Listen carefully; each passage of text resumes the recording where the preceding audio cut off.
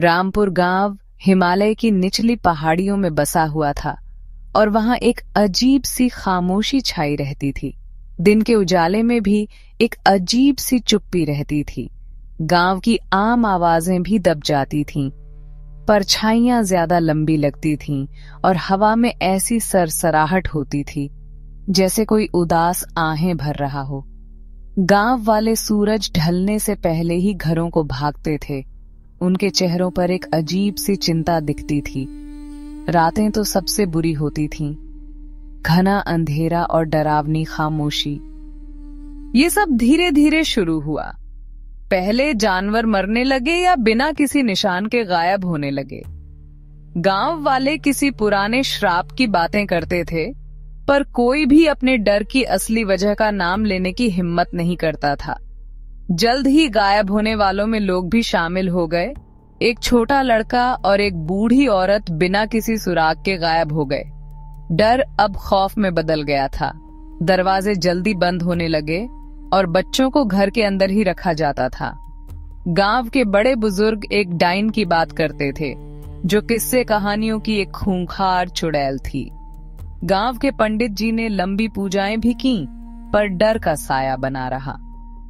माहौल में हर वक्त चौकसी और शक भरा रहता था।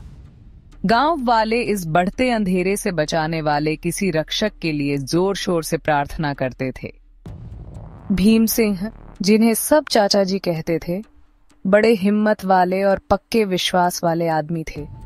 वो पहले फौजी थे और इस बढ़ते खौफ के बीच हिम्मत की मिसाल बने हुए थे।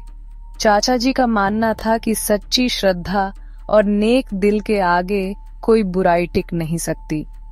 वो गांव वालों की कहानियां सुनते थे और ठान चुके थे कि डर को उन पर हावी नहीं होने देंगे। जैसे जैसे नाउम्मीदी बढ़ती गई, चाचा जी ने उस बुराई का सामना करने का फैसला किया। उन्होंने खुद को दिमागी और रूहानी तौर पर तैयार किया उस चुड़ैल का सामना करने के लिए। उन्होंने गांव वालों से सिर्फ दुआएं मांगी, क्योंकि वो जानते थे कि ये लड़ाई उन्हें अकेले ही लड़नी होगी। एक अमावस की रात चाचा जी अपने विश्वास और एक लकड़ी के डंडे के साथ जंगल की तरफ चल पड़े। उन्हें उस डाइन की मौजूदगी महसूस हुई। हवा में एक अजीब सी भारीपन और नफरत घुल गई थी। हनुमान चालीसा पढ़ते हुए उन्होंने उस चुड़ैल का सामना किया जो परछाइयों से निकली थी। वो डाइन, एक भयानक शक्ल वाली जिसकी आंखें जल रही थीं, उन पर झपटी।